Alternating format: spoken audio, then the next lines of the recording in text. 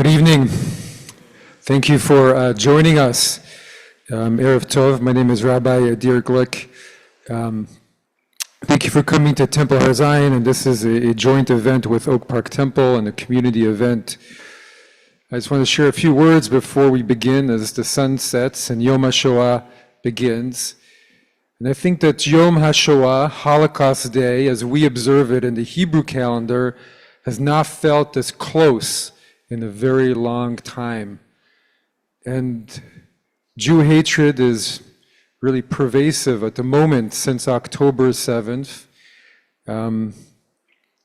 Last week, the Illinois Holocaust Museum came out with a very powerful statement, and it talked about the undercurrent of anti-Semitism since October 7th. And it also spoke about the fact that there are bad actors who are taking advantage of free speech to normalize some very dangerous ideas that are harmful to communities and to students. So we used to say, talk about how pre-Nazi Germany was like the United States now, a thriving and a thriving home to Jewish communities, and that we should be vigilant. And it seemed a little far-fetched, and now it seems a little bit less far-fetched. Still, it's very different, obviously, now than even back then, very different situations here. But we do need to be vigilant, we need to remember, and we need to tell our story. And telling our story is something that we've been doing for thousands of years. And telling our story is the way to remain connected to who we are, and then to also bring others into our story. And this is what part of all of our observances of Yom HaShoah are about. So this evening, we're fortunate to have MameLoshn back for a commemoration, a Yom HaShoah commemoration. And afterwards, we have Peter LeGrand, who will be telling stories about the Shoah. So as we begin our sun setting, going into Yom HaShoah, a prayer, a thought that we keep remembering and to keep telling our story. Thank you.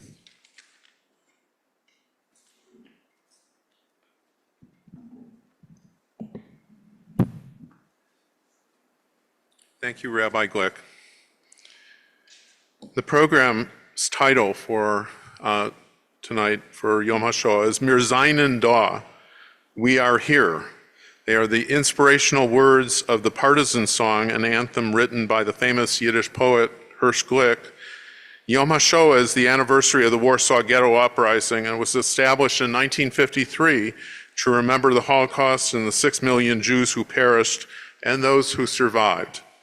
MameLoshn's annual musical presentation includes Yiddish songs, most of which were written and composed during the war, poetry, and tapestries created by MameLoshn member Berit Angen. The tapestries are from her series on the Shoah called Songs in the Face of Death. Members of MameLoshn in this presentation include myself, Michael Bass, and Berit Angen on the guitar, Phyllis Kupperman, Phyllis Rubin, Elisa Lapine, who plays drum, Ben Stark, guitar, and Lou Vitaco on keyboard. We're so happy that cantor Stuart Figa and instrumentalist Aaron Bernstein will share a meaningful song at this commemoration. Cantor Agnes Waldman will accompany some of our songs. Rabbi Adir Glick, Rabbi Max Weiss, and Rabbi Kirzain's support is appreciated. Charles Shapiro and Sheila Essig facilitated our rehearsals, performance, and publicity, and a großen Dank. A big thank you. First song that will be sung is Unser Städtel brennt, Our Little Town is Burning. The famous Yiddish poet Mordechai Gebertik wrote this song in 1938. It delivers a warning to the Jewish people that their towns are going to burn. Our shtetl, our small town, is burning, and only you can save it. Extinguish the fire with your very blood if you must. Don't just stand there with folded arms. Put out the fire, our little shtetl is burning.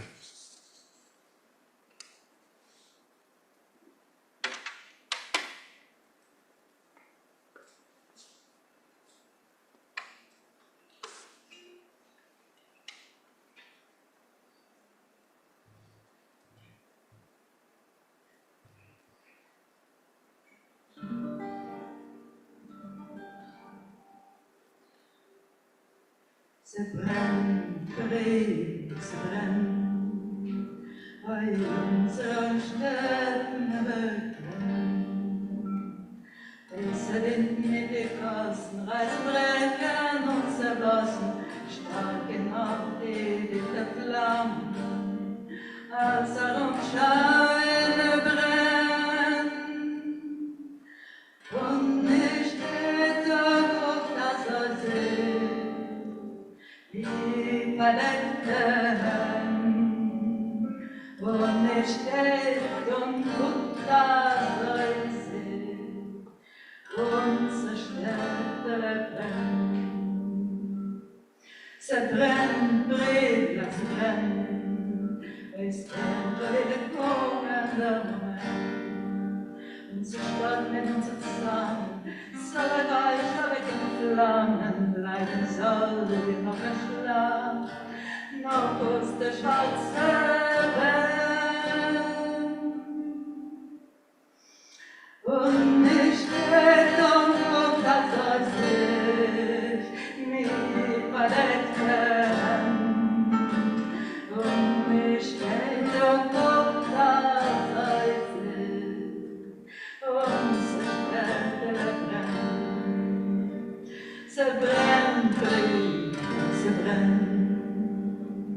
Die Welt ist noch in Alkalang gebrannt. Und das ist ein Feier, nehmt die Kehle und bitte Feier, das mit heiligen Blut, bei weißer See das kennt. Steht die Brüder und das mit Verletzten. Steht mit Brüder, lässt aus Feier, unsere Städte brennt.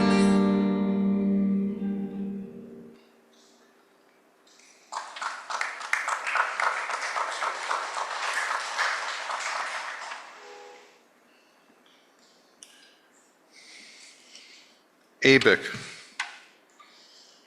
In 1943, Sholem Sekunda wrote the music, and the song became a metaphor for the struggle for survival during the Shoah. The world enfolds me with thorny hands and carries me to the fire and carries me to the pyre. I burn, and I burn, and I am not consumed. I rise once again, and I stride on.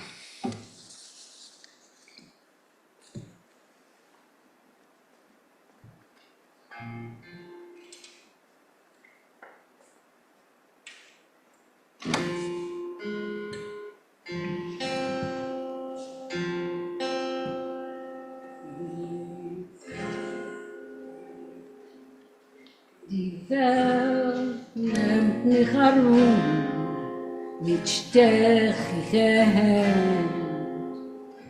Und auf die Feier und es schaltet. Ich brenn und ich brenn und ich werd verbrennt.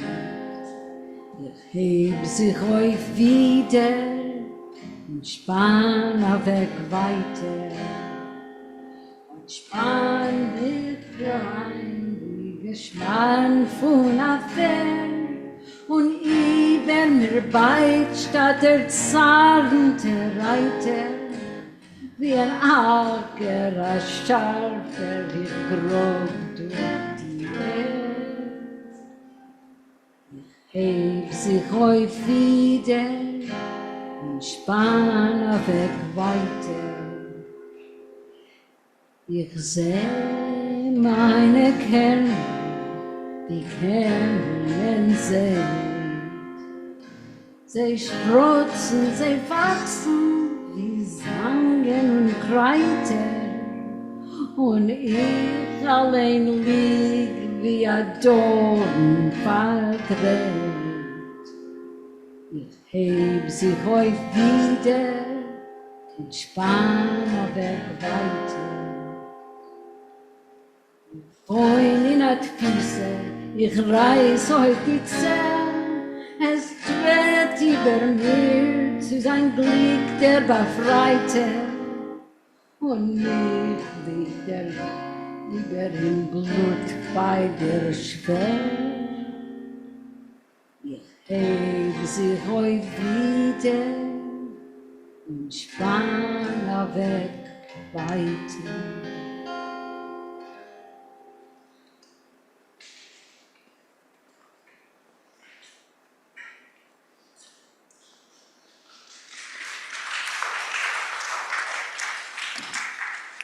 Ponar.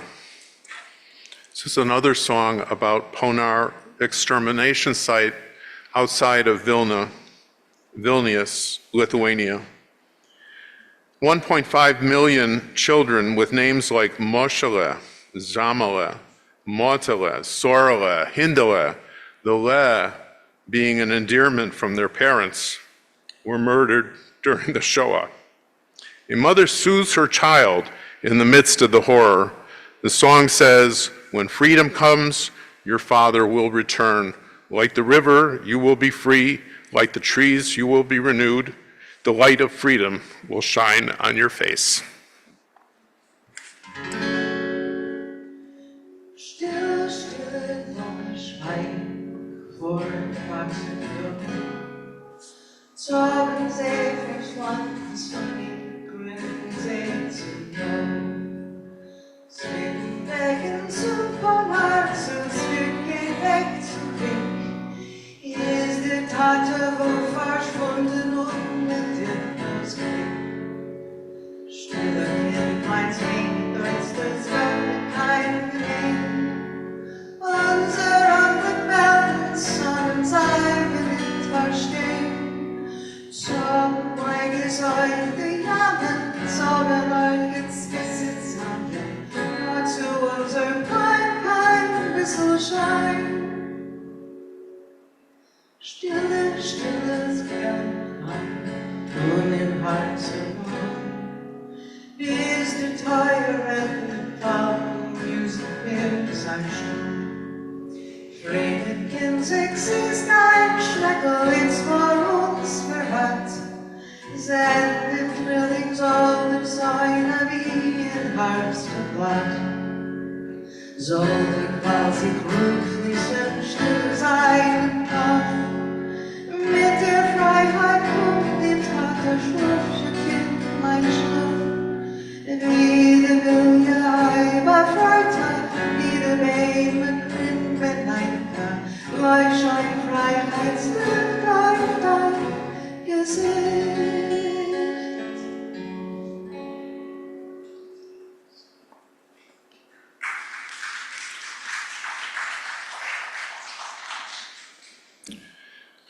Motele. The song praises the malnourished, courageous lad who is always searching for bread. Then as the streets are engulfed in flames and the defenseless people are crying for help as they run, Motele's name is heard from all around. He dies like a hero before his bar mitzvah.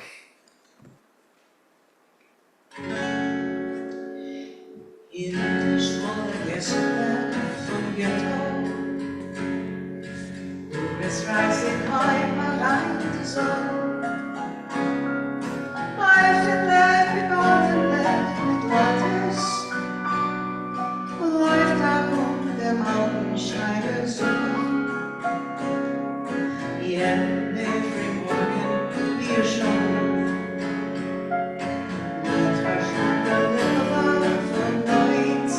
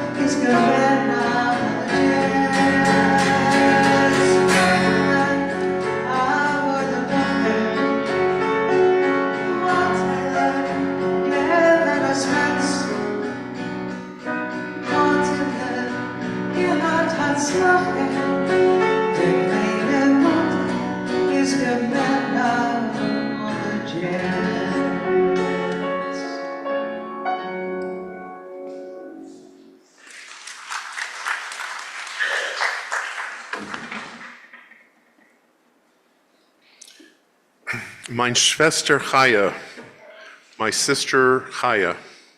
Poet Binim Heller wrote this poem for his sister Chaya, who died in Treblinka. As a child herself, she looked after Heller and his brothers while their mother worked. He wrote this song in Yiddish, his mother tongue.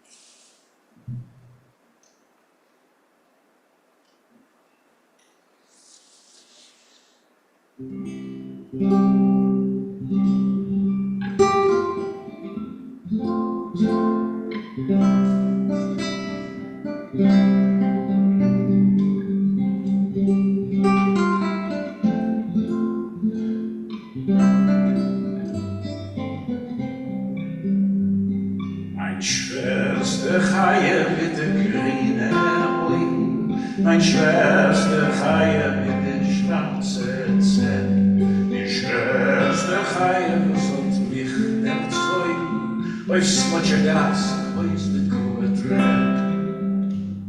Die Warme ist weg von Stuhlbeginn, der Eufen Himmel oder kein Geld.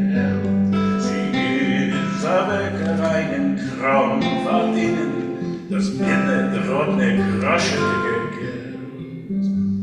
Und Chaya ist geblieben mit der Brite, und sie hat sie die Kornmittel gehielt. Und sie pflegt singen, sie die schönen Lieder, danach wenn kleine Kinder werden. Mein Schwester Chaya mit der grünen Augen, mein Schwester Chaya mit der langen Haar. Die Schwester Chaya sollte mich erzeugen, ist noch nicht alt gewesen, kein 20 Jahre. Sie hat geräumt, gekocht, erlangt das Essen. Sie hat gezwungen uns die kleine Geld. Spielen sich mit uns und sie vergessen, die Schwester Chaya mit die schwarze Zähne. Meine Schwester Chaya mit die Augenringe, ein Deutsch und in Treblinka sie verbrennt. Und ich bin in der jüdischen Medina, das haben letzter, was hat sie gekannt.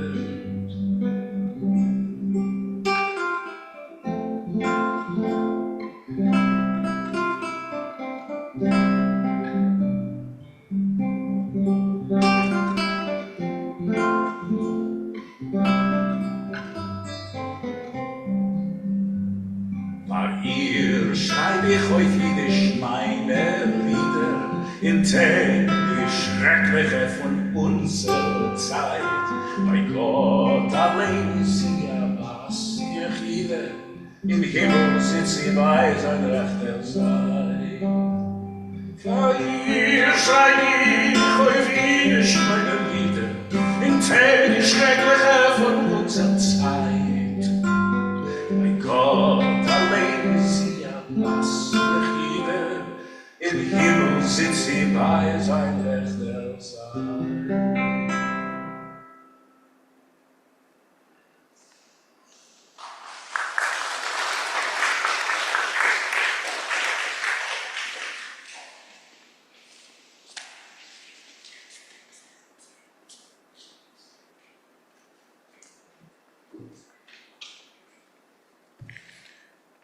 Schweig.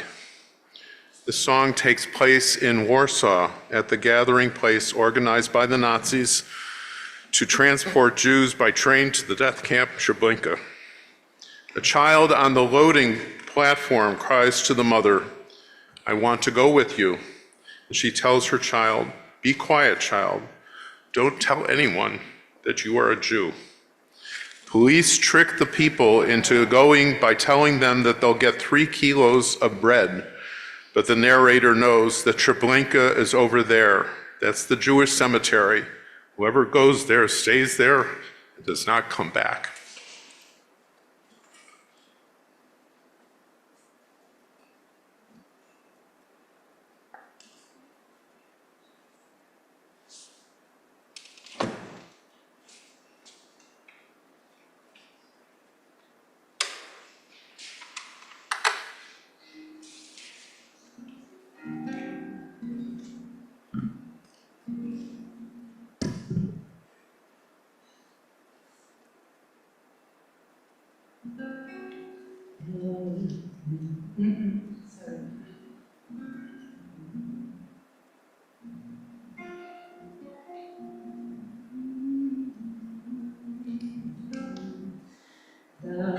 Nicht alles, doch vor der Umschlag das bestellt, doch kommen stutzig in der Welt, in die Waggon.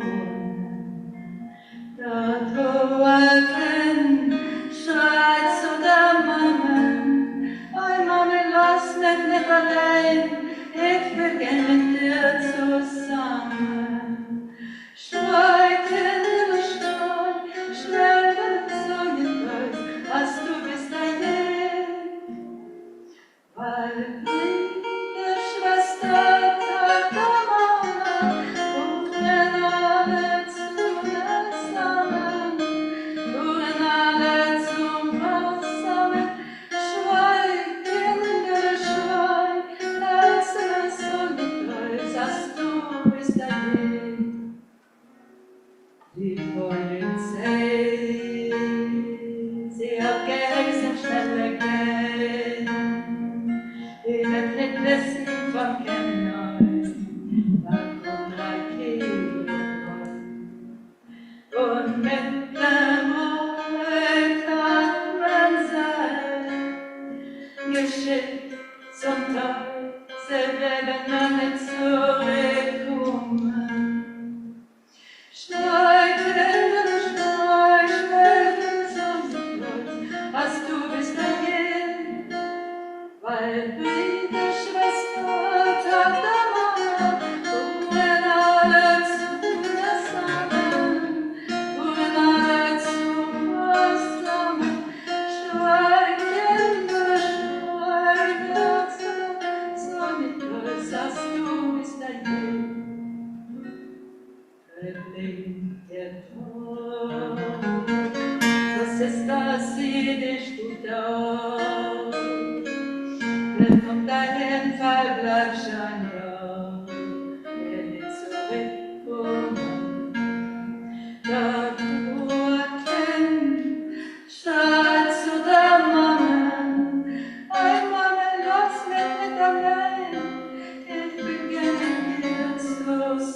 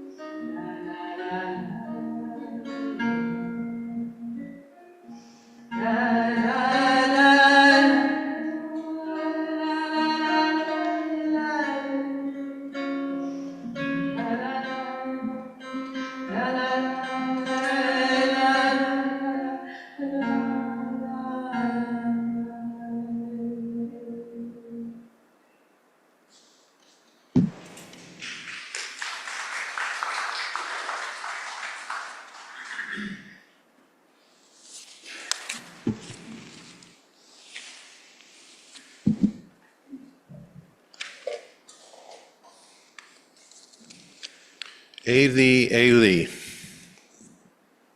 my God, why hast thou forsaken me? In fire and flames they burned us, everywhere they shamed and mocked us, but no one could turn us away from you, my God, nor from your holy Torah, from your commandments. Rescue me, O rescue me from danger, as you once did the patriarchs from their oppression. Hear my prayer and my lament. Only you can help me. Hear, O Israel, the Lord is our God. The Lord is one.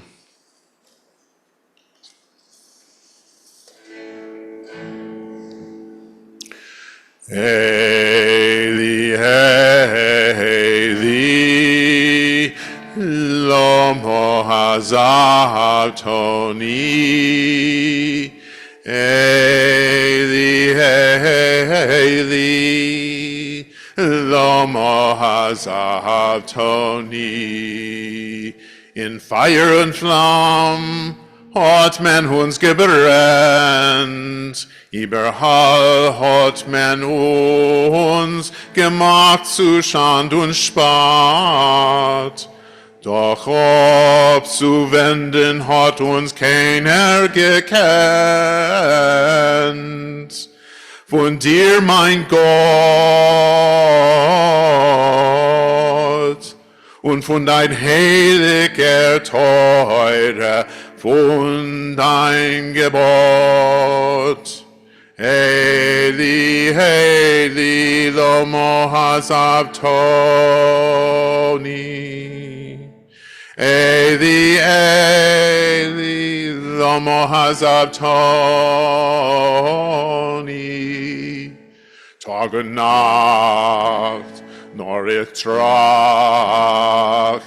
von dir, mein Gott, it hich mit Meure, ob dein Teure und dein Gebot. Rette mich, rette mich von Gefahr, wie Amo, die Hoves von Besen Gesar. Herr, mein Gebet und mein Gewehen, helfen kannst du doch nur allein. Shema Yisrael, Adonai Eloheinu, Adonai Echad.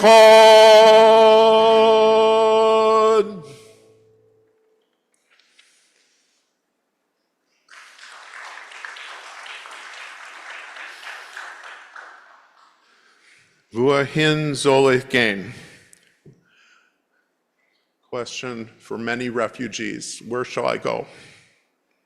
This song of despair and hope was written before the war and was popular in the ghettos during the Holocaust and in the displaced persons camps after the war. It's attributed to Igor Korntyre, a Yiddish actor and lyricist who died in the Warsaw Ghetto in 1942. The music is by the Tango King, Oscar Strock, and it was popularized by the Yiddish singer Leo Fuld.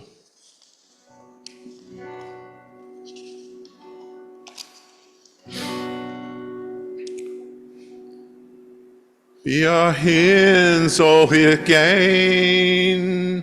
Wer kann entfernen mir? Wohin soll ich gehen? Als verloschen jeder Tier, ist die Welt groß genug, nur für mir ist eng und klein. Der Blick muss zurück, siehst du stört jeder Blick, wohin soll ich gehen? Dort dahin will ich gehen, in mein Land, wo es ist frei. Dort dahin will ich gehen, wie es als von dus nei. Ein Land, wo Jiddischkeit blüht, Leben wird dort frei der Jid. Israel ist unser Heim, der Jid lebt frei in sein Heim. Dort dahin will ich gehen. Israel ist unser Heim, der Jid lebt frei in sein Heim.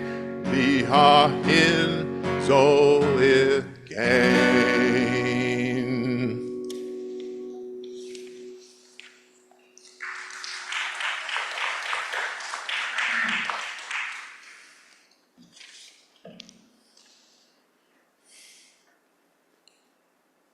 Unter der Churvis von Polen, under the ruins of Poland. In this song, after the war, the parent grieves her child, a girl with blonde hair, blonde Haar, who is under the ruins of Poland. In the second verse, the snow, the Schnee, is falling all over Poland and on her girl's blonde head. The last verse, there is a mourning bird, a Shiva-Vogel, who carries this mournful song. And the chorus is Dolje, meine Dolje, fate, my fate, sorrow, my sorrow. The song can be a reminder of children who die in wars, their parents' grief, and for us to fight hate so that wars come to an end.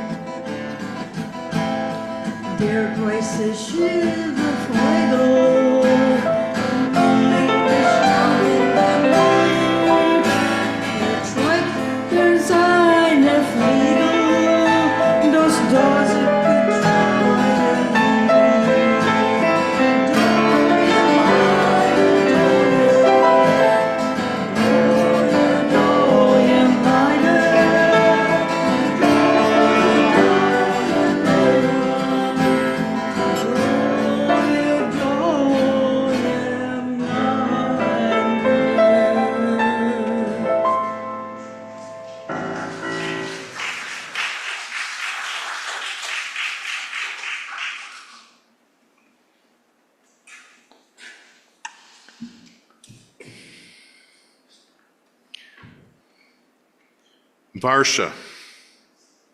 I come back to Warsaw through the turmoil, and I do not find my mother and father. I remember my childhood, and I can't get Warsaw out of my mind.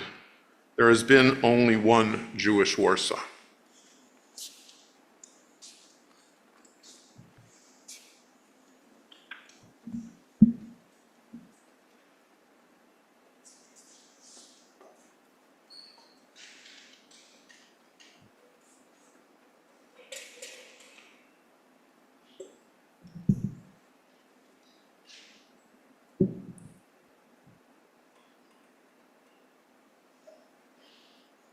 Ich bin zu der Warsche von Weiten gekommen und steh auf vercholemte Steh wie ein Stumme, geflogen zu dir durch Jabosche und Jamen und ich hab nicht getroffen mein Taten, mein Mammen.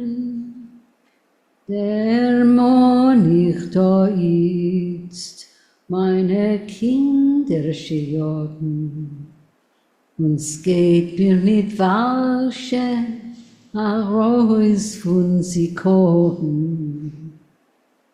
in Herzen mit Warsche, in Wanderäufwegen, und Tomer, es wird uns wer wagen zu fragen, was treuer der Lieden a Welt als a Schöne, dann werden die Herzen in uns sich zu weinen.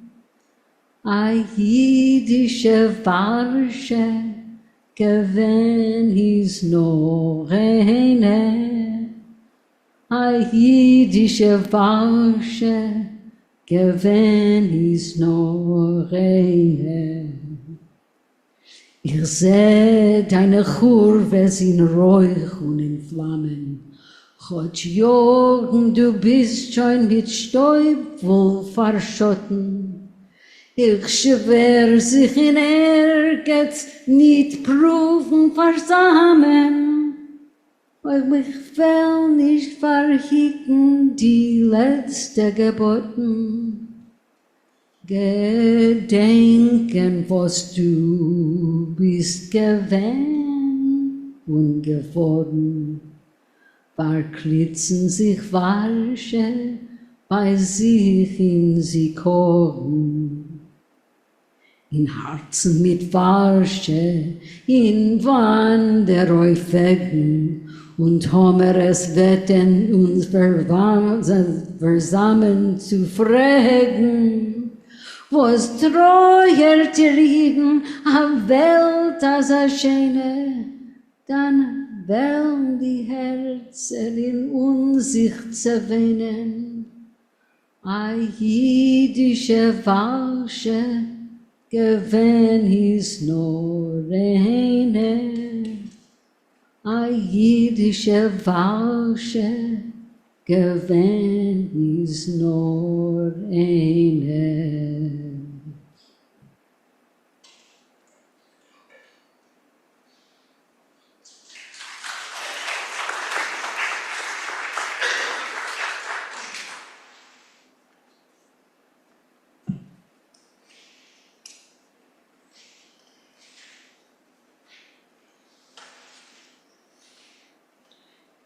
Kaddish.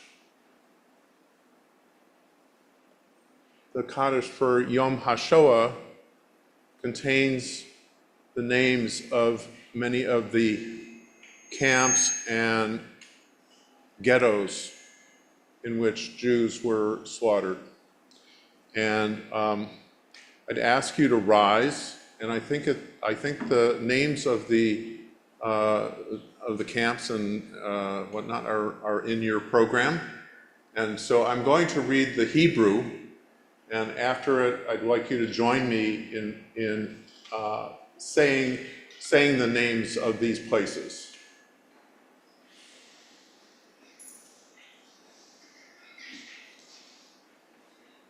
Yiskadal, Auschwitz.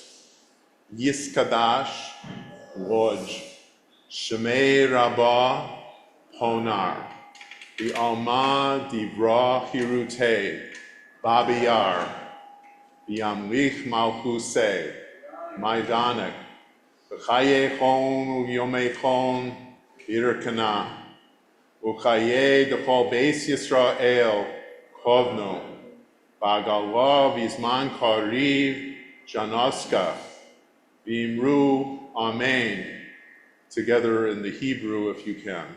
Yehei Shmei Rabbah Mebarach Li'alam U'amei Almaya Yisbarach V'yishtabach Theresienstadt V'yisba'ar V'yisramam Buchenwald V'yisnaseh V'yisadar Treblinka V'yisaleh V'yisalo Vilna Shmei Dekudsha B'richu Bergen-Belsen, Leila Mauthausen, Min Kol Birchata, Sa, Bishira Sa, Dachau, Tushbecha Sa, Benechama Sa, Minsk, Damiran Bialma, Varsha, Vimru Amen, Yehe Shlama Rabba Min Shamaya, V'chayim Aleinu V'al Kol Yisrael, Vimru Amen.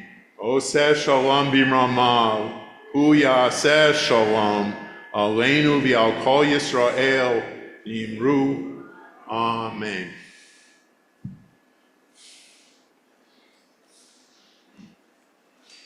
And we promise with all our hearts. A poem.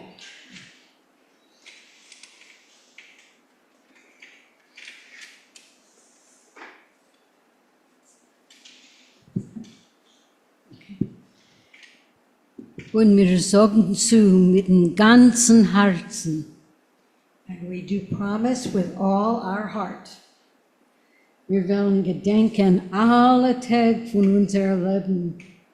Und wir wollen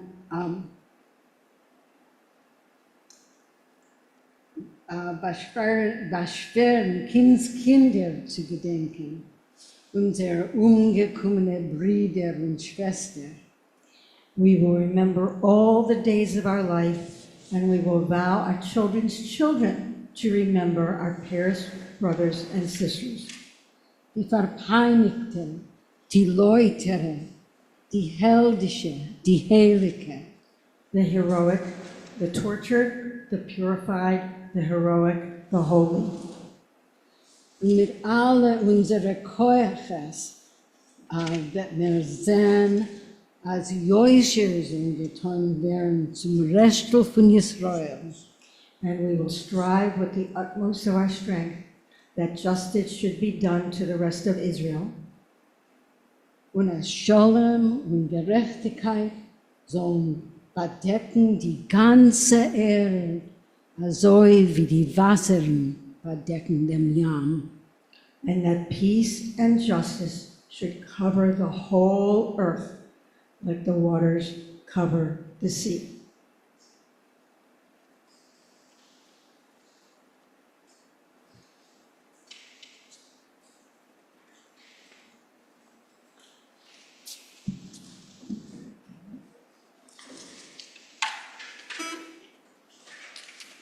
I'm introducing two songs that will be sung together. Am Yisrael Chai and Nain Nain Nain. Am Yisrael Chai, written right after the Holocaust, was sung in the displaced persons camps in Europe. It affirmed the determination of the survivors to rebuild their lives. From the bunkers and holes, we climb as we sing Am Yisrael Chai. We remember partisan fighters such as Leon Figa, of blessed memory, Cantor Figa's father, and Fanya Bronsovsky from Vilna, Lithuania, who showed her students the bunkers and holes where she had fought from and survived. The sunshine again, through tears, joy shines as we return to life. We withstood fear, ghettos, camps, and we survived. The Yiddish language, our mother tongue, was not silenced nor extinguished. Like a banner, we have raised it from the ashes and dust. Nain, nain, nain. When our foes have been defeated, we will proudly swear to it so that the world may hear it. Nain, nain, nain. Our people will never go down.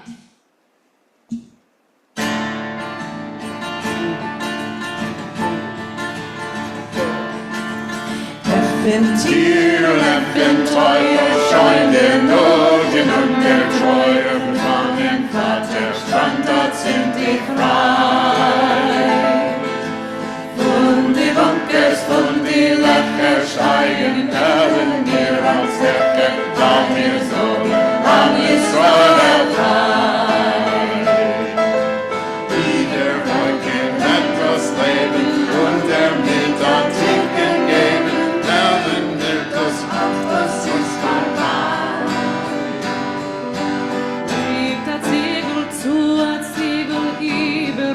Schritt die Flügel, ob der Geurel am Israel frei. Es scheint die Sonne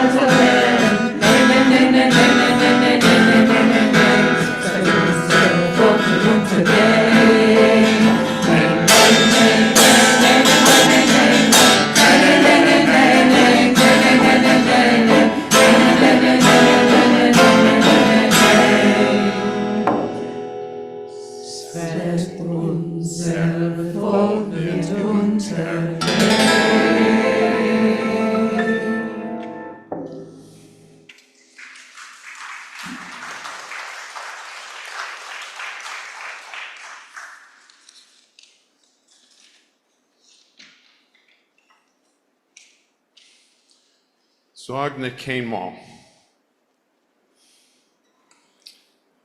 The poet Hirsch Glick wrote this song in Vilna, where he is honored to this day.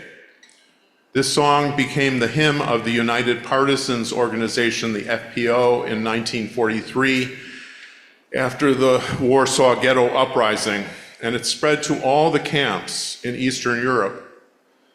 Today, it is sung at Shoah commemorations as a remembrance of the Jews who perished and those who fought, and to honor those who survived.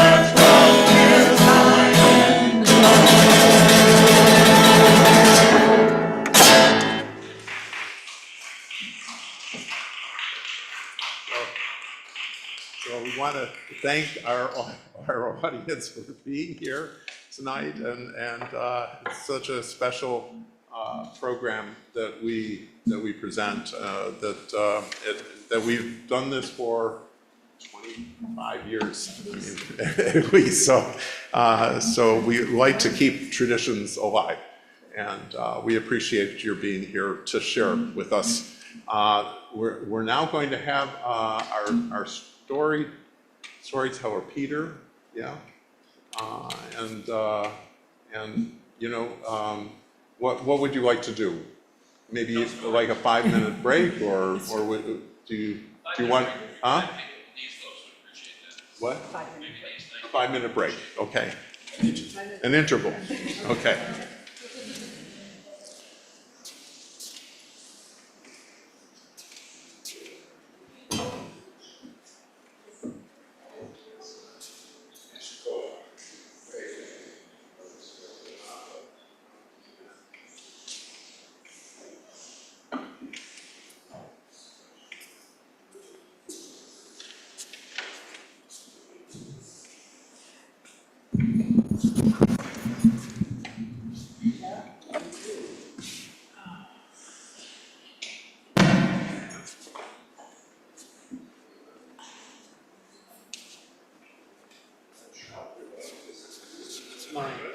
Thank you.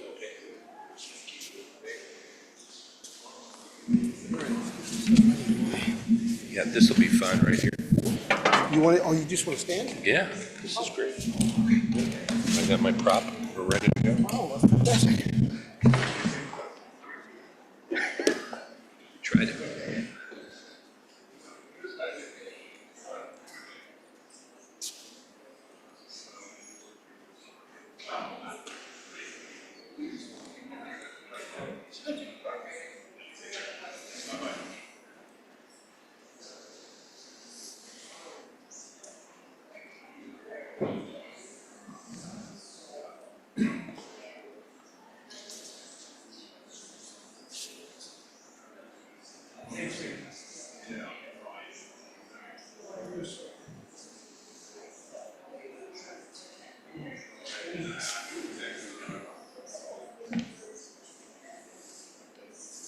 Very nice job. Thank you. I don't know, it's a good thing because I don't go to jail. Wonderful job. I'm gonna get some water.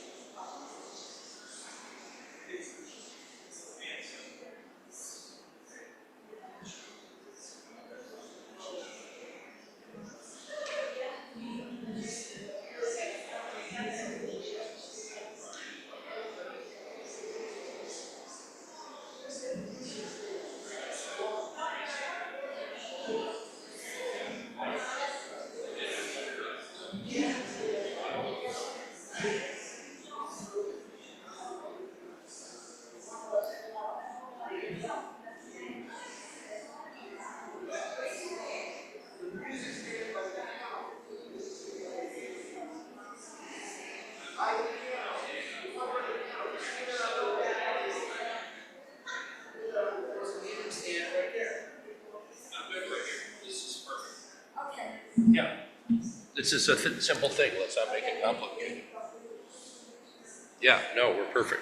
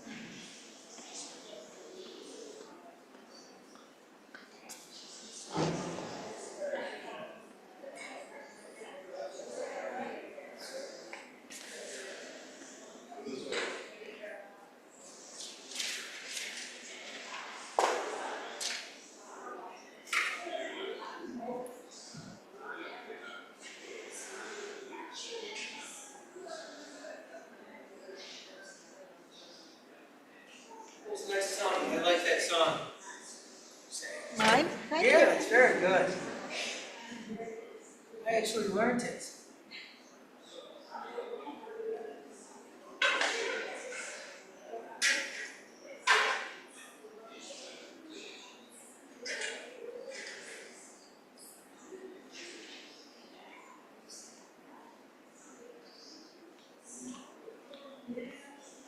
Oh, he doesn't like this, does he? I'm gonna sit down.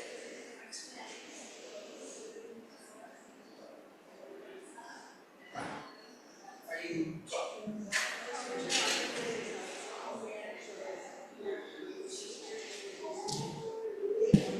He's gonna sit at the email. Oh, good. Stand, At the so- stand? Okay, good. It's just sort of cluttering the view. I'll go to the screen.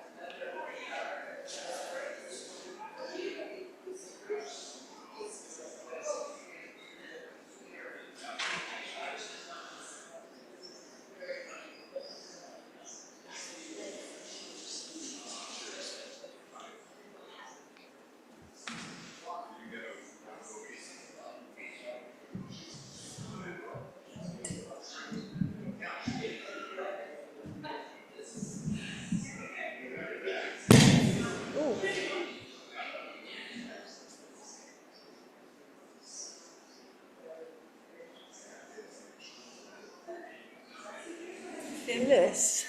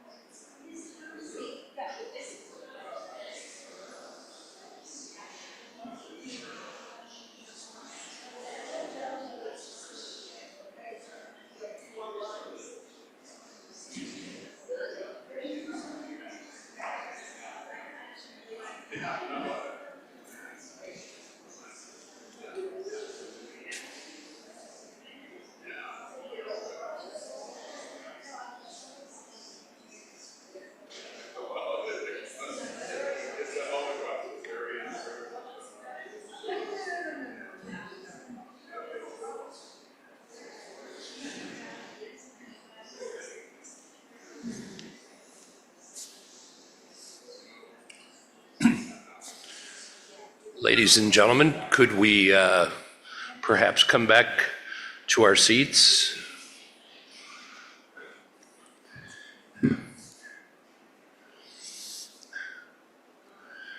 Now, you of course are more than welcome to move closer to the front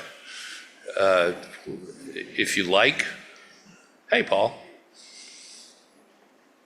I'm just going to go ahead and dive in. How about that? Good evening, everyone. So, my name is Peter LeGrand. I am a Dutch Jew, and I am the son and grandson of Holocaust survivors. My mother and my grandmother and my uncle were the only 3 survivors of our nuclear family from World War II. I'm going to add a new name to your list of concentration camps from the previous group that had mentioned them. Sobibor was the camp that my family, most of them, were taken to. I'd like to tell you some stories this evening about my family's life. This show, if you will, is constructed around a book that my mother wrote just before she passed away. She finished this book called The Missing Stories. Here's the only plug for it. Amazon.com. The Missing Stories. My mother's name was Elise Dubois, and you are more than welcome to seek this book out on Amazon if you're interested. The show that I've constructed, or this presentation that I've constructed, is based on stories that my mother wrote that are in this book, that my grandmother wrote that are also in this book, and stories that I have written over the last several years working as a storyteller. I do storytelling around the Chicago area as well in a number of places. I should offer my thanks as well, profound and otherwise, to the folks who've put this together. Charles, so happy to get his invitation to come here. Fran Dell, who I'm technically related to, so try not to hold that against me, was instrumental as well in being and having me come here this evening, and I want to thank you, and it is just a pleasure and an honor to be spending the evening with you. So thank you again. I'd like to talk initially about why does one willingly choose to go out and collect all of this information, all of this emotion, all of this raw and powerful pain, and go and take it to the world. And for our argument's sake this evening, this is our world, to talk to you about this. And several years ago, to answer that question, I was volunteering at a nonprofit for bicycles here in Chicago, and doing a volunteer evening where they feed you bologna sandwiches, and you get together, you get to work with somebody and take apart bicycles, clean them up and grease them up and put them back together, and send them out into the world. A lot of third world countries get the bicycles from this particular nonprofit. And that evening I was paired with a gentleman named John, who's about 20 years old, I would say. Very intelligent, well-spoken, a college student, a social activist, just a really powerful guy, not your typical sort of college student, wandering around. And as we got to talk more and more, at some point, quite inadvertently, I think on his part, at least at that moment, he made a sort of offhanded joke about Hitler. And I did not expect it to resonate the way it did. And it really just pained me. I don't know how else to describe it. And so much so, I had to walk away from John and just take a couple minutes and pull myself together and think about, what, if anything, I was going to do. So I came back and I said, John, I have to tell you, you didn't know this about me, but I'm the son and grandson of Holocaust survivors. And he heard this, he knew instantly why I had said that. and his eyes were just sort of filled with tears, and he could not stop apologizing. I'm so sorry. I had no idea. Well, I know. I hadn't told you. You would not have an idea. And he apologized.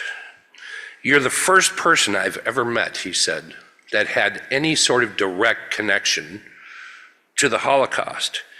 And until now, it hadn't hit me how big this is.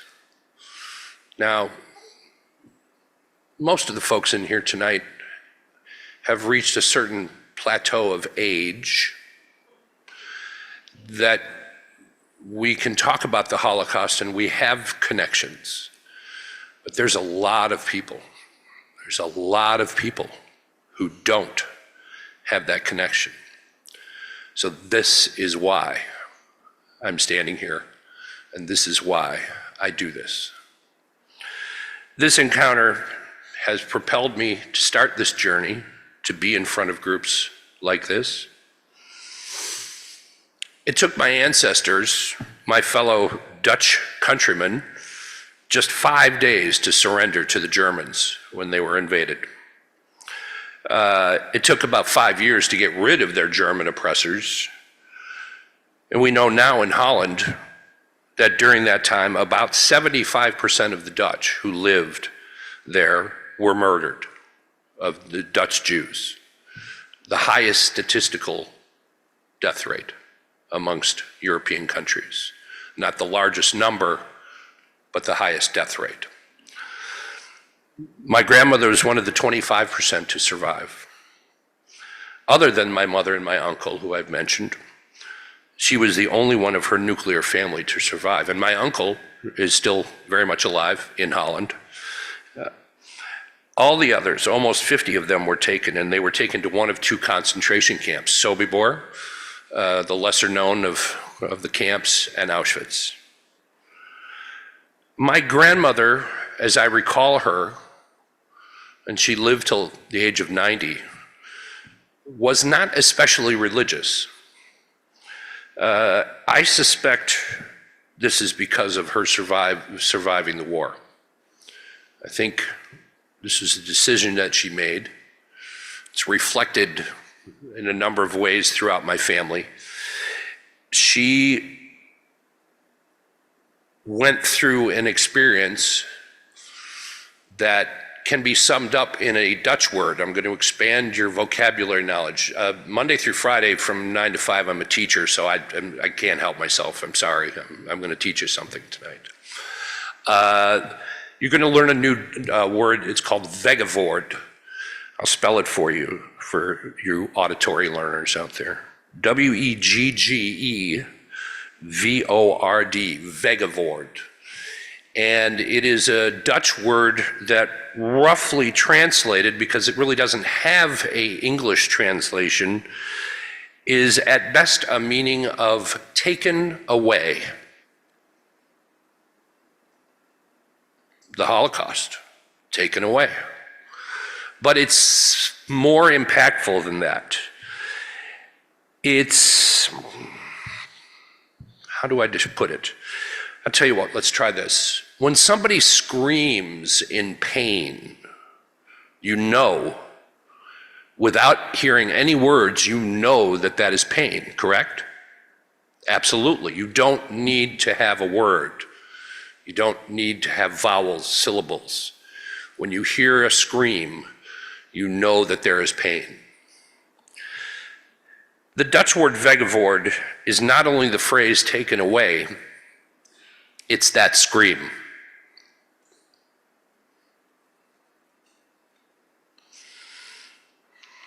It's that instant, that knowledge of pain.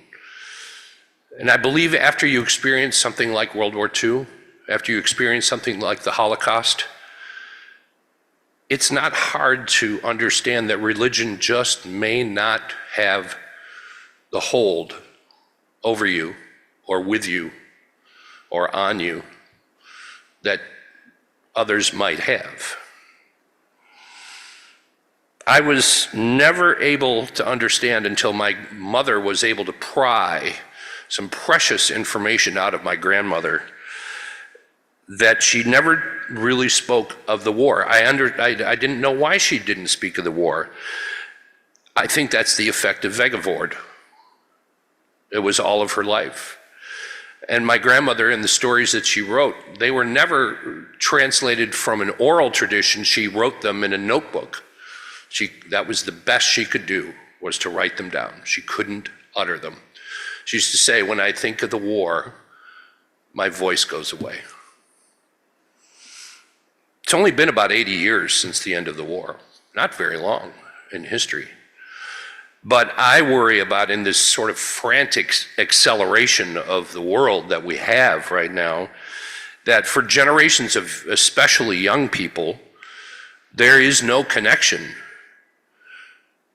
to the Holocaust.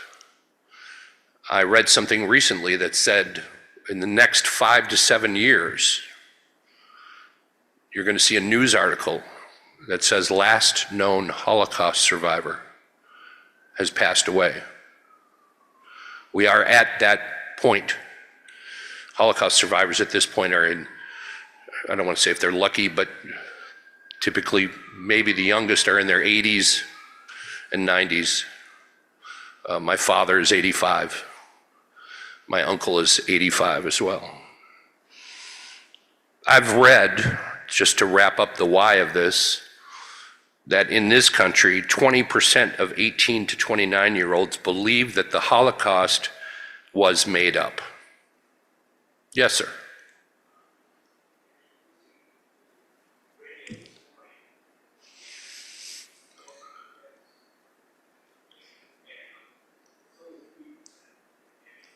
Okay. Well, I appreciate you bringing that up for us to consider as well. And that's very kind of you to do so. Thank you. I'd like to tell you about, well, you know, I'm Dutch, so I like to ride a bike.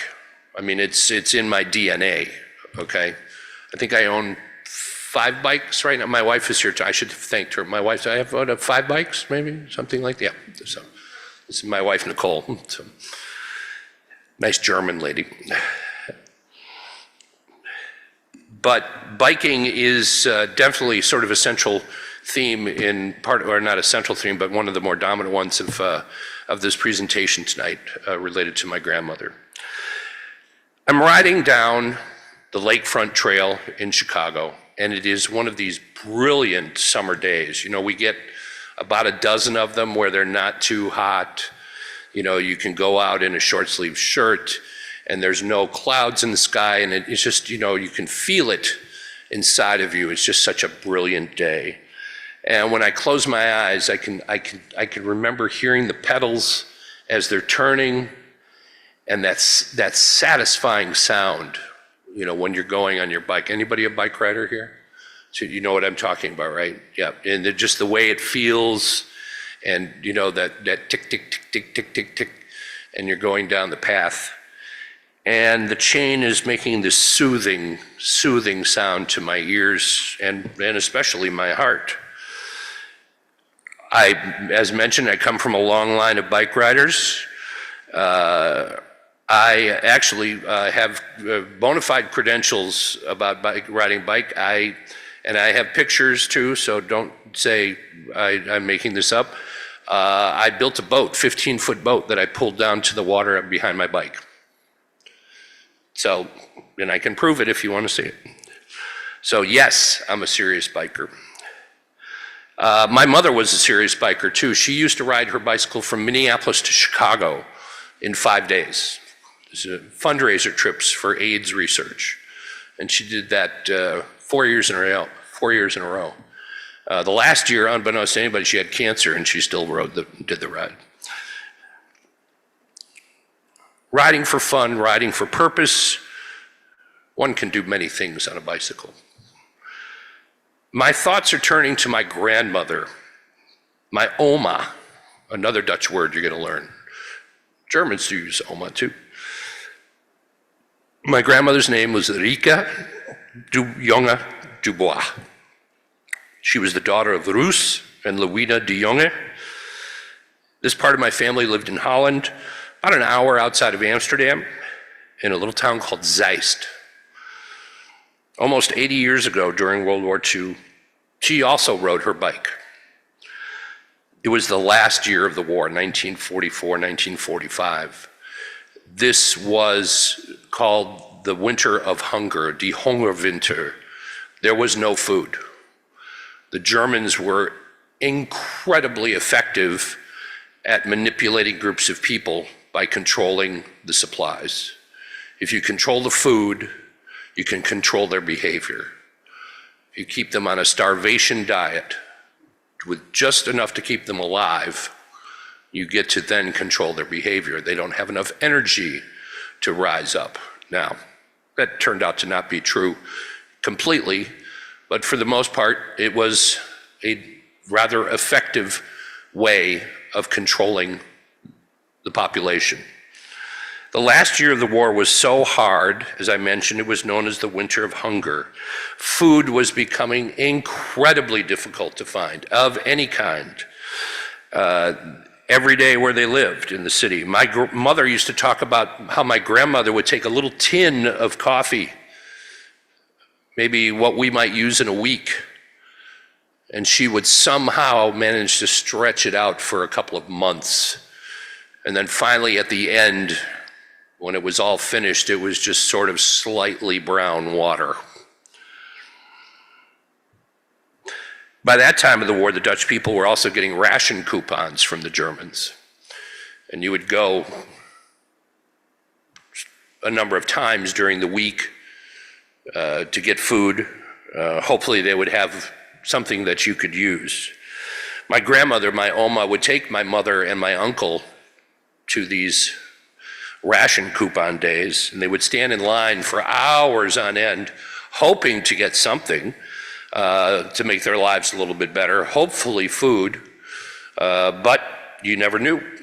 Some days you stood in line all those hours, and they sent you home empty-handed. And I'm not against the concept that the Germans did this on a premeditated basis to further, and not so much to antagonize, but to demoralize the population during that time. The bread that they would get, and my mother and my grandfather used to talk about this, was so bad that it had chopped up straw in it to make it go farther. And my mother used to talk about it, she'd say it would stick in your throat when you would eat it, going down. The people in the country had it slightly better because they might have land, maybe they were farmers, they could garden, they could grow things, maybe they kept chickens. So there was a little bit easier of a time of things. The people in the country were able to grow that food, and a few of our cousins out in the country near Zeist were bakers as well. And they had asked my grandmother to deliver some seed packets for the upcoming spring. Again, this is the last year of the war, but we had no way of knowing that that was the last year of the war. And they had asked my grandmother, would you please bring these packets of seed out to us so that we can start planting for the spring. As dangerous as it was for her to do this, it would become even more dangerous for my grandfather, who was a non-Jew, to be out in public. During that last year of the war, all the able-bodied men were being rounded up by the Germans to be put to work in labor camps or on the front lines or wherever. And in a sense, the able-bodied men were considered an extremely valuable asset. The men who were sent to labor camps to help with the Nazi war effort, well, my grandfather spent a lot of time in a dugout place underneath the living room floor to avoid being captured. And at some point during the war, my grandparents made a decision to hire somebody to come and dig a space underneath the living room floor where he could hide. Sometimes the Germans would go door to door looking for these men, these able-bodied men. I never heard my grandfather talk about this. He never spoke of the war. He was a very quiet, thoughtful man. He was an accountant by trade and a peaceful man. I have over the years wondered, what that time would be like underneath the floor.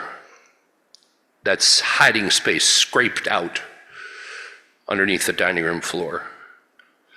I imagine him laying in that shallow space. He can't see anything, it's dark.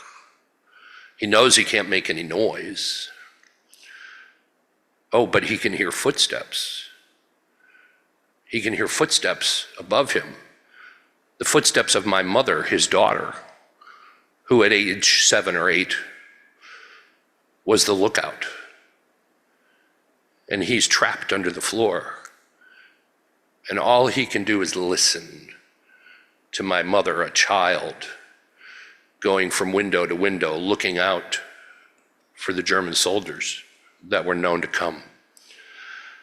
What unbelievable frustration. Can you imagine, can you even begin to imagine your own child that close to you and nothing, absolutely nothing you can do other than breathe?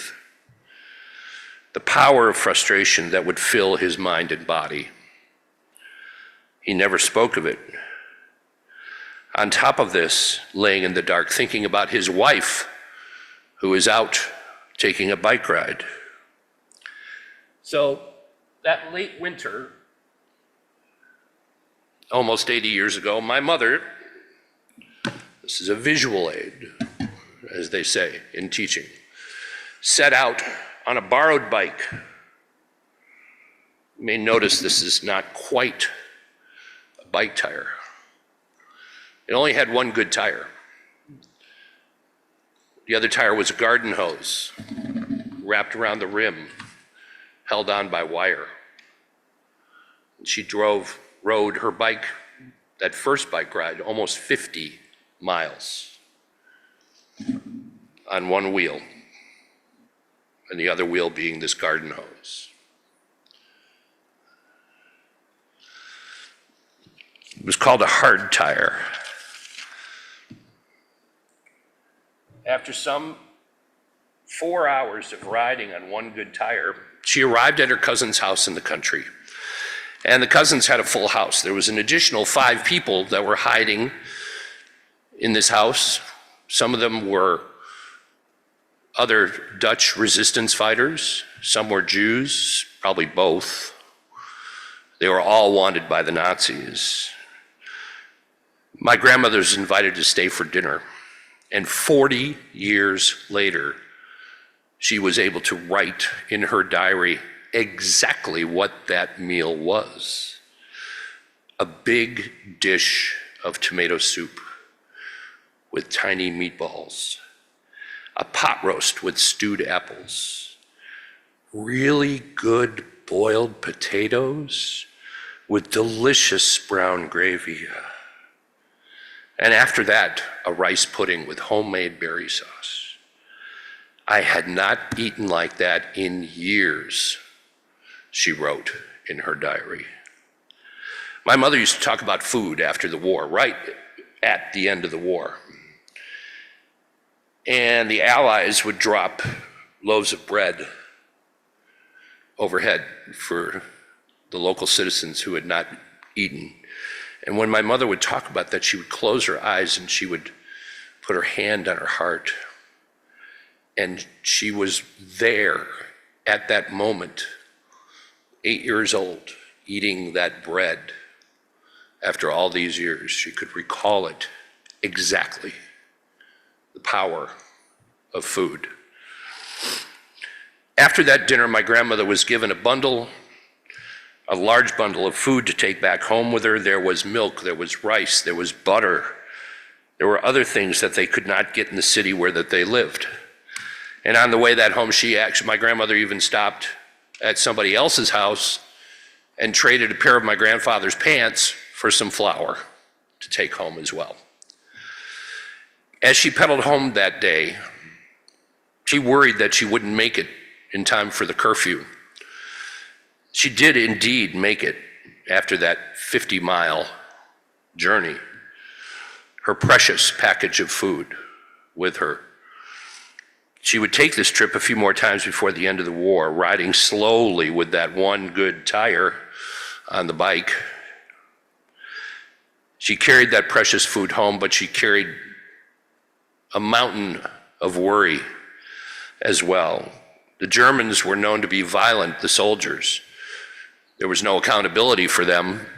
If they chose to do something to you as a citizen, there was no recourse. It was commonly understood that this was a big risk. The British were still bombing Holland at that time, so you're out. You had to be aware of the bombings. Now, I'm on my ride on this spectacular day on the Lakefront Trail, not a care in the world, passing by multitudes of people who've set up grills and have music, and they're dancing and they're carefree, and children are running up and down the beach with ice cream cones. And my grandmother on her ride, well, I'll say that she and I on each of our rides, we rode about that same distance, but I'll never match the distance that she rode. I'll never come close to matching that distance. She wrote that she admired the courage of others when she did these rides. And the whole time she's dodging German patrols. She's dodging bombings from the British, hiding in the woods if a patrol was seen. All the while, during every moment of her bike rides, carrying the one thing that sets her apart. A woman who described herself as having no courage, who rode her bike wearing a bright yellow Star of David sewn to her coat.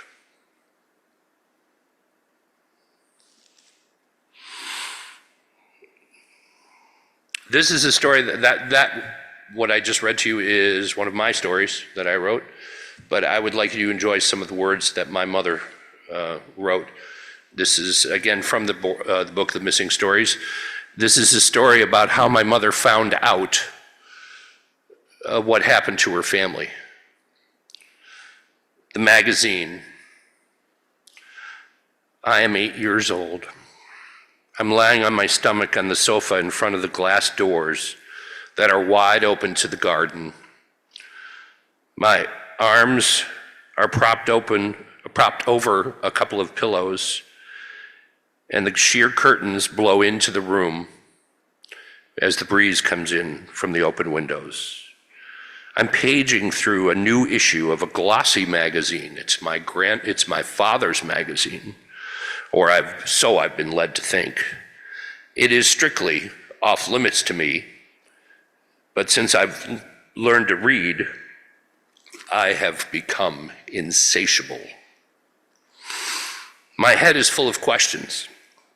I dare not ask anyone. I want to know everything and everything, and mystery is everywhere. It is August of 1945. The war has just ended a few months ago. Lounging on this sofa in one of those rare, flawless summer days in Holland, I've got one ear cocked, announcing my mother's return from somewhere in the house. And if Mama comes into the room, the forbidden magazine will be tucked out of sight under the pillows, and I'll be looking out of the window at the summer garden, daydreaming, my mother will say.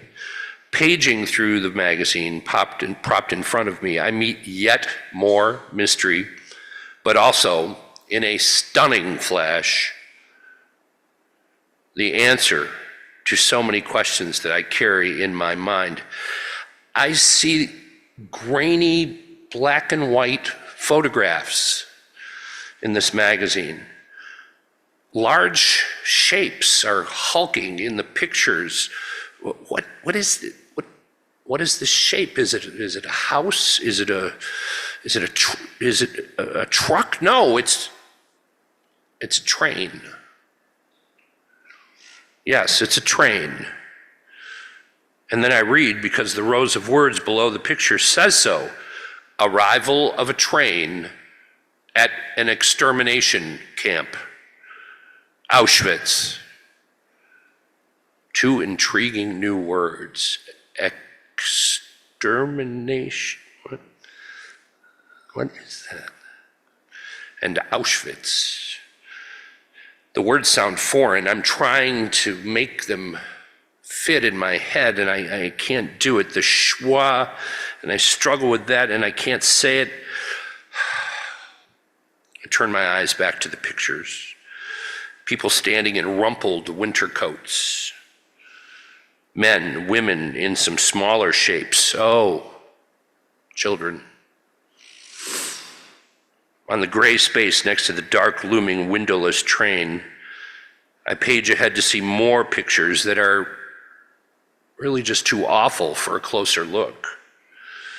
But I look anyway, unbelieving, and I read the caption, English forces bulldozing corpses inside Camp Bergen-Belsen in front of some low buildings. There is lying heaps of dead people. Twisted, naked bodies, arms and legs, dangling mouths, open the bones, with their heads showing through the skin. Their eyes are empty. And between the buildings and the corpses, what is that? There's a big machine, and on top there's a soldier, and there's a white cloth covering his face, and he's visible. Oh, it's a bulldozer. I sit still and my heart stopped in the hot silence where all sound has suddenly gone. I stare at the pile of dead bodies, and the giant hand draws me back to the words, pages of words separated by vertical white lines, and I read the garish fat letters at the top of the page. What happened to the Jews? And here it is. The answer, a flash of lightning. That's what happened to the Jews. My grandmother, all the aunts and uncles, and the cousins, and little Lenny, my sister, my aunt, for whom my mother once made an intricate needlepoint wall hanging.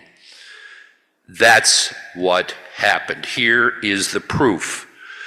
A photo of an old woman in a black coat, a Star of David pinned to her chest, my mother's star. And yet more people wearing stars, and another woman who is younger, and she's wearing a star on her loose, pale coat.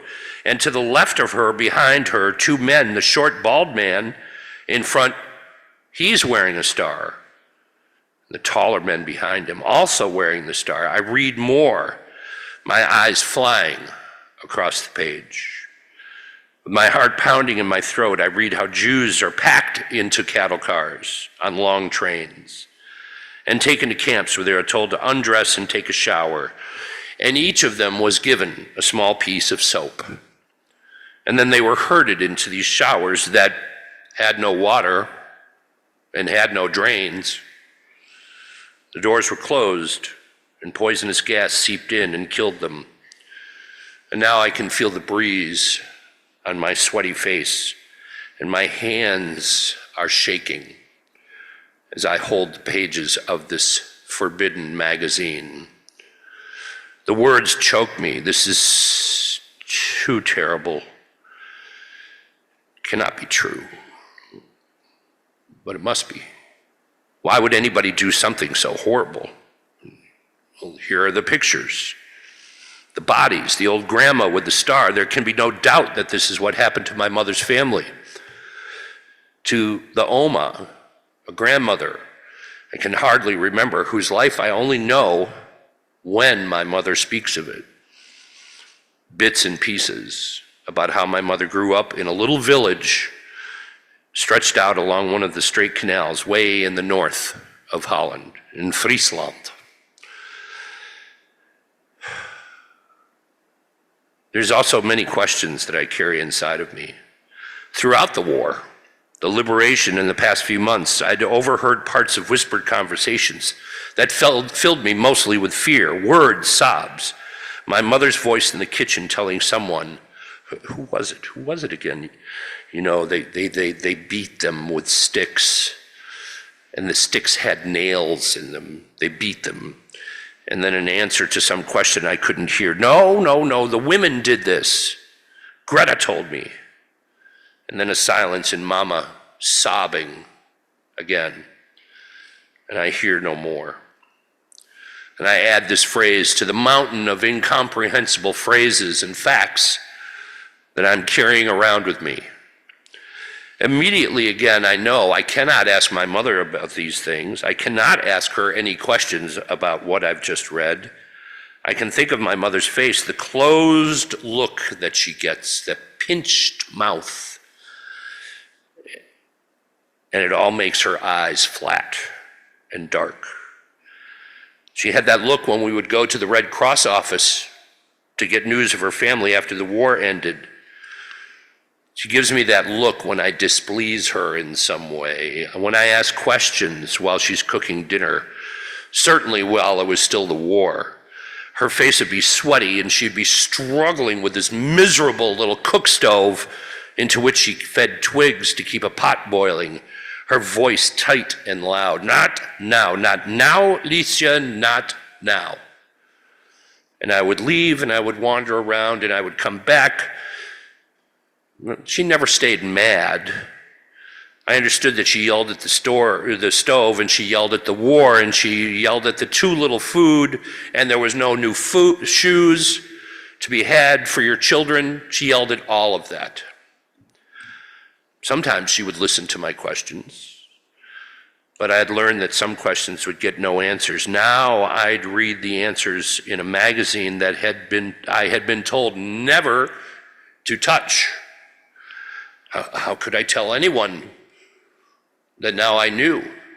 But in knowing, I had broken the rules, this forbidden thing. But from that summer day in 1945 forward, I carried those words and pictures around with me, even as I hid from myself what I knew Mama had said, that her family had been carried away, had been taken away, weggevoerd. The Dutch word carrying in its meaning a finality I cannot duplicate in English. And now I knew where they had gone. Do we need a moment? We're okay? Yeah? So, this is a story that I wrote, which is based on the information in my mother's book. In 1943, the Germans had, again, these are my words. If there's a contrasting opinion, I totally respect that. But by 1943, the Germans had reached a very high level of efficiency in their varying efforts to carry out the Holocaust, the final solution. They had become very good at it. They had refined their techniques. They had built the camps. They had invented the xylon gas, created it, perfected the delivery system, and set up the network of trains, the cattle cars that would take the Jews to the varying camps. And people are starting to disappear. They're taken to transition camps, but families are starting to break up and get smaller. And in 1943, it's decided that my grandmother, my Oma, is going to go into hiding because it had just become too dangerous. This happens not far from when they live. You may have heard this phrase, hiding in plain sight. It's exactly what my grandmother did. She hid a couple of blocks away from where her husband and her children were living. She spends a lot of time in the attic of this house that she hides in. And the attic had a false wall, much like the hiding place for Anne Frank as well. And there was a false wall for her to hide behind and other Jews who were also hiding in that house. But before she went into hiding, she had arranged with my grandfather that once a week on Sunday afternoons, he would walk past the house with my mother and my uncle who were very young, age 5 and 6, I think, at that point, so that my grandmother could at least see her children. So on Sunday afternoon, my grandfather would walk by the house where my grandmother was hiding, under the pretense of going to the park for the children to play.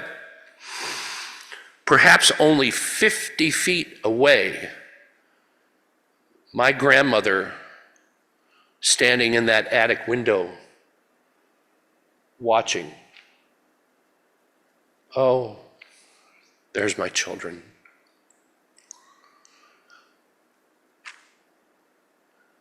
Are they washing their faces? Are they brushing their teeth? Are they eating enough? But she can't touch them. She can only see them.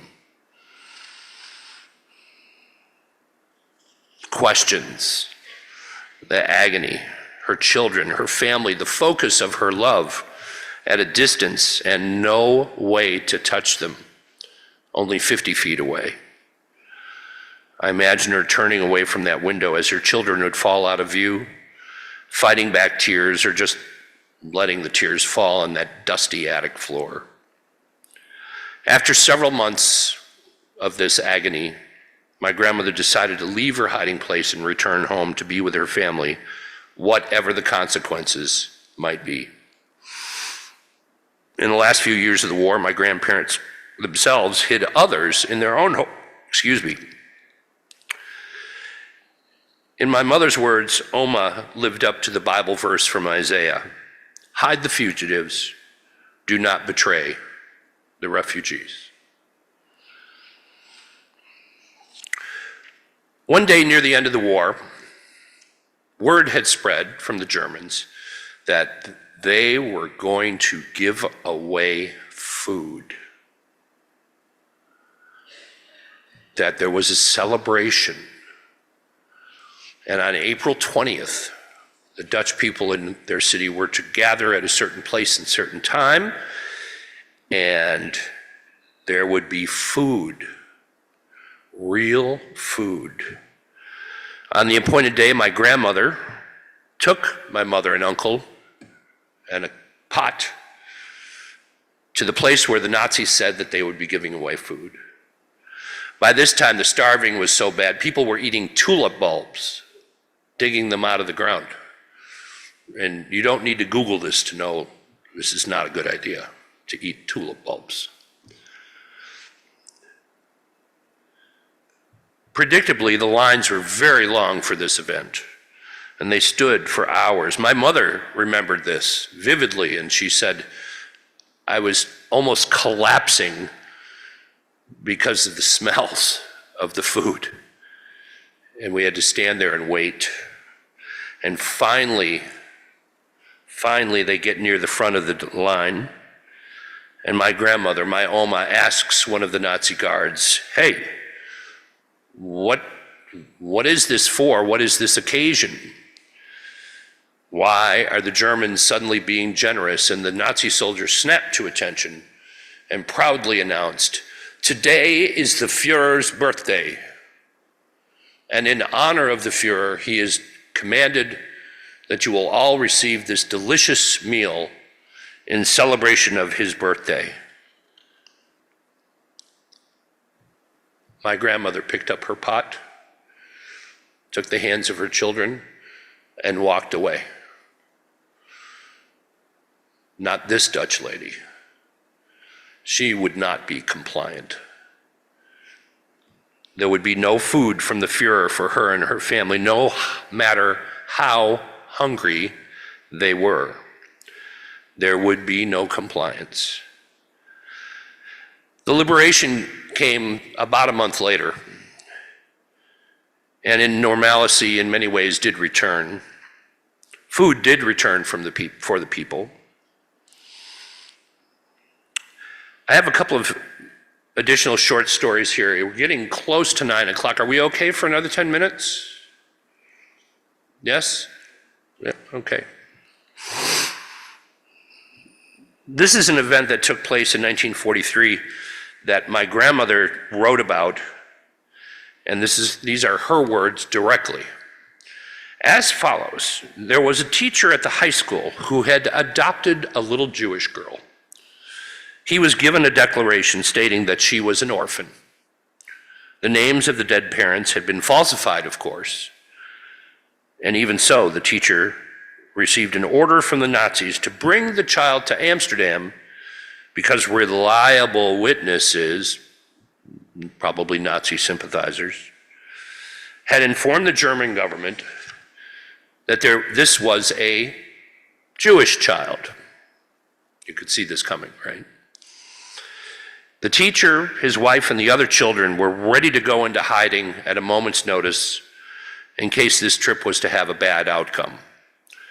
People in the resistance in this neighborhood told him to go ahead and take the child to Amsterdam with the declaration attesting to the child's orphaned state. But there was a group of resistance members standing ready to go ahead and retrieve the child in case it should take a bad turn. According to this order the teacher had received, the Germans would determine, by measuring the relationship between the child's eyes and the ears and the nose, etc., a pseudoscience at best, whether the child was Jewish or not. Now, pseudoscience, or more accurately, scientific racism, was used in categorizing black people as well in this country in the 1800s, in the 1700s. Anyways, the child was sent to this doctor. The doctor performed his measurements and his examination, and a miracle occurred. The child was obviously Aryan and not Jewish. After the war had become a reality, I wonder if my grandparents ever talked about Jews being rounded up and the constant demands to hand over their bicycles, to hand over their radios. The Nazis kept a very tight fist on all aspects of life. At some point, they made a decision to build the hiding place underneath the floor for my grandfather. Did my grandmother talk to my grandfather about having to wear the Star of David, which the Germans made you buy with your own money? I don't know if you knew that. The Germans did not miss a trick, the Nazis, I should say. They made you buy your own Star of David to add just a little more indignity to everything. I'd like to close with a story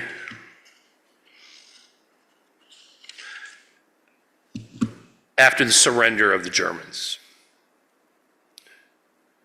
And I don't think it's a coincidence that that happened on Sunday, May 5th, 1945. So I think it's appropriate that we find ourselves together on Sunday, May 5th as well.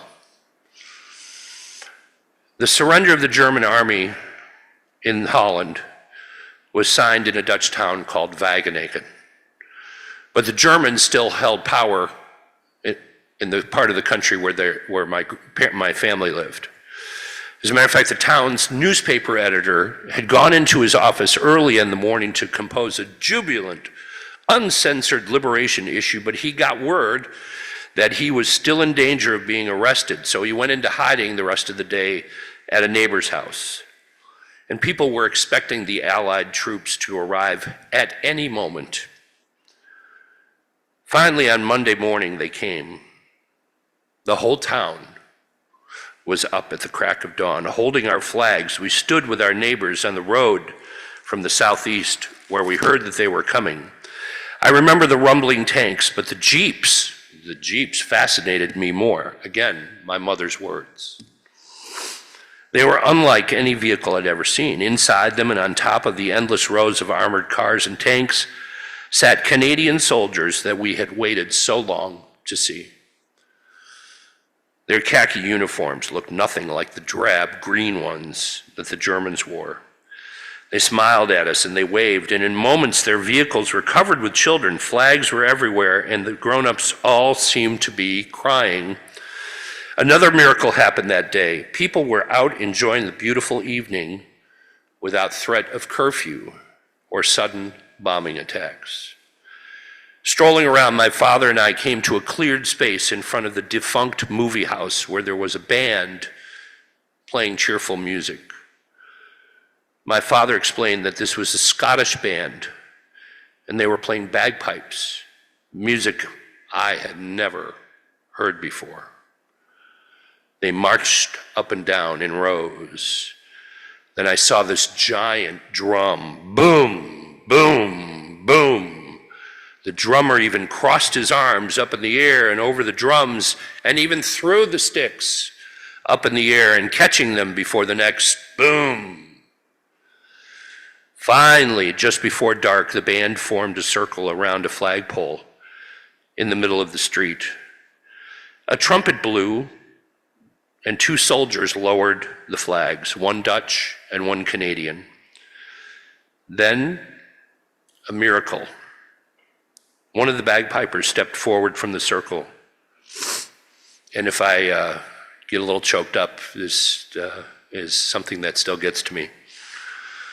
One of the bagpipers stepped forward from the circle and played a mournful song by himself. Amazing grace, how sweet the song.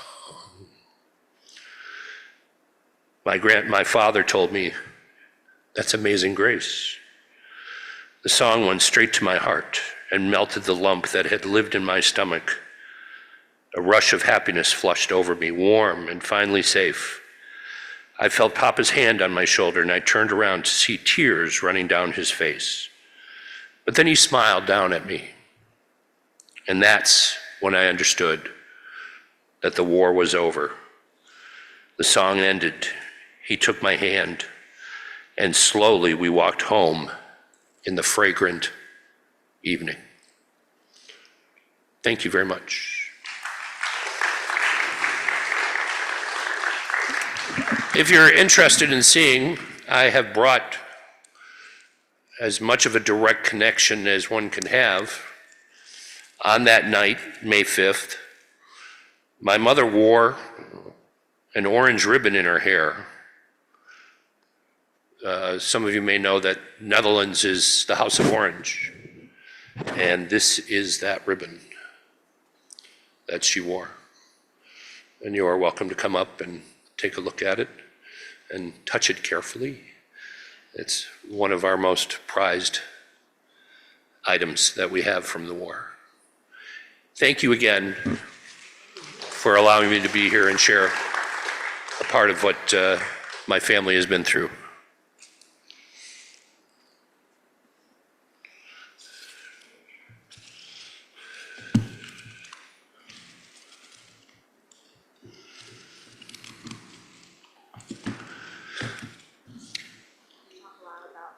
Bike riding. My Yes. son went to Amsterdam, Mm-hmm. and when he came back, he started importing Dutch bikes. Oh, sure. So he's got a shop. Oh, that's great.